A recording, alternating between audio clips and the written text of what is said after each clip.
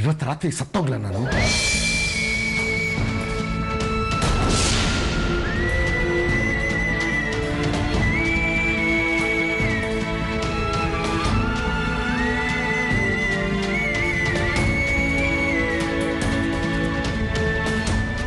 ಯುದ್ಧ ಭೂಮಿಯಲ್ಲಿ ನೀನು ಈ ಪ್ರಶ್ನೆ ಕೇಳಿದ್ರೆ ಕೃಷ್ಣನಾಗಿ ಬೋಧನೆ ಮಾಡ್ತಿದ್ದೆ.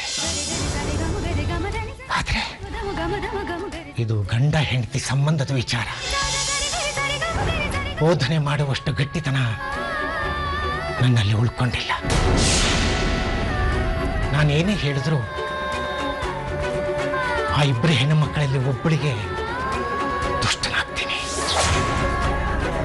ನನಗಳೋದಕ್ಕೂ ಕಷ್ಟ ಆಗುವಷ್ಟು ವಯಸ್ಸು ಮಾಗಿದೆ ಲಕ್ಷ್ಮಣ.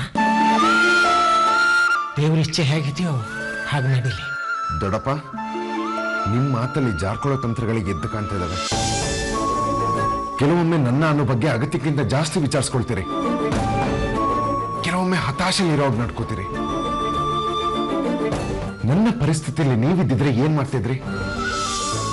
ಅದನ್ನಾದ್ರೂ ಹೇಳಿ, ನನ್ನ ನಿರ್ಧಾರಕ್ಕೋಸ್ಕರ. ಪ್ಲೀಸ್ ದೊಡ್ಡಪ್ಪ, ನೀವಿದ್ರಿಂದ ಜಾರ್ಕೋಬೇಡಿ.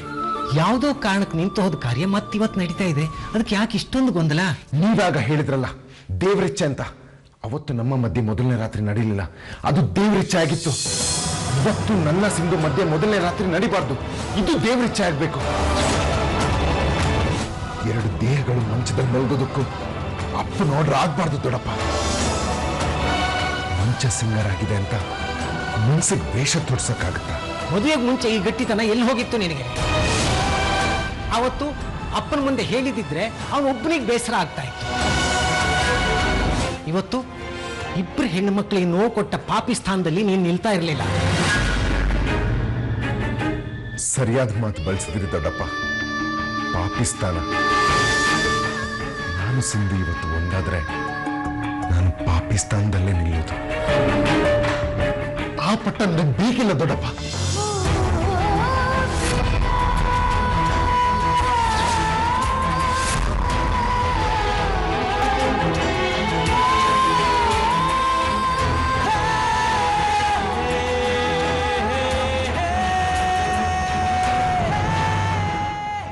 ಇನ್ನೂ ರೆಡಿ ಆಗಿಲ್ವಾ?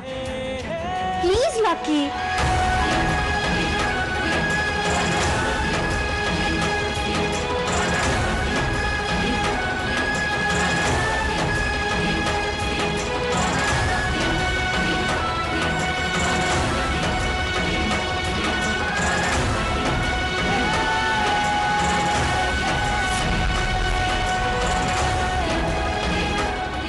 ಯುದ್ಧ ಕಾಲದಲ್ಲಿ ಶಸ್ತ್ರ ತ್ಯಜಿಸಿದ ಯೋಧನ ಹಾಗೆ ಕಾಣ್ತಿದ್ದೀರಿ.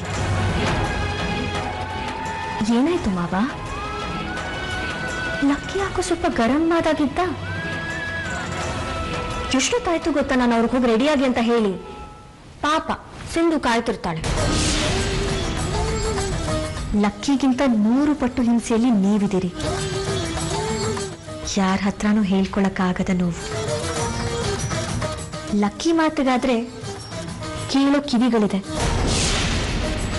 ನಿಮಗೆ ಮಾತಿಗೆ ಅವಕಾಶ ಇಲ್ಲ. ಸಿಂಧುಗೆ ನಾನೇ ಹೂ ಮುಡಿಸಿ ಸಿಂಗಾರ ಮಾಡಿ ಬಂದಿದ್ದೀನಿ. ಸಿಂಧು ಲಕ್ಕಿ ಇವತ್ತು ಒಂದಾಗ್ತಾ ಇದ್ರೆ ನೀವೆಲ್ರಿಗೂ ಉತ್ತರ ಕೊಡೋ ಪರಿಸ್ಥಿತಿ ಬಂದ್ರೂ ಬರ್ಬೋದು.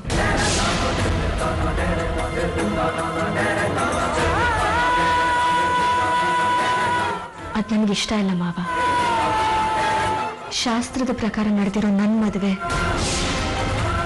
ಇವತ್ತು ಈ ಶಾಸ್ತ್ರದ ಮೂಲಕ ಮಾಸಿ ಹೋಗ್ಲಿ. ದೇವರು ಮತ್ತೆ ನನಗೆ ಕೊಟ್ಟ ಈ ಮನೆ ಎಲ್ಲರ ಮನಸ್ಸನ್ನ ಉಳಿಸ್ಕೋತೀನಿ.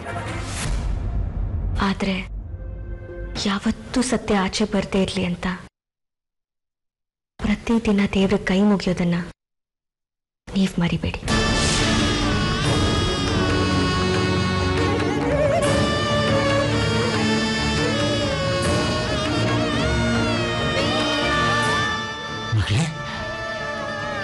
ಹಾಗಿದ್ರೆ ನಿನ್ನ ಕತ್ತಿನಲ್ಲಿರೋ ತಾಳಿನ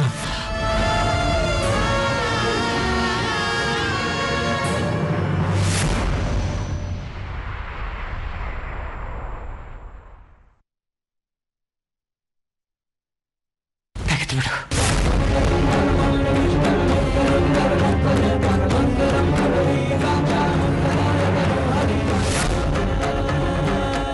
ಎಲ್ಲವನ್ನೂ ಮರ್ತು ಬಿಡು ಮಗಳೇ. ತೆಗೆದ್ಬಿಟ್ರೆ ಅದಕ್ಕೂ ಉತ್ತರ ಕೊಡ್ಬೇಕಾಗತ್ತೆ. ಎಲ್ರಿಗೂ ಏನ್ ಹೇಳಿ? ಇರೋ ಸತ್ಯ ಹೇಳೋ ಹಾಗಿಲ್ವಲ್ಲ. ಗಂಡನ ಹುಡುಕಾಟದ ದಿನಗಳು ಮುಂದುವರಿತಾ ಇರ್ಲಿ ಮಾವ.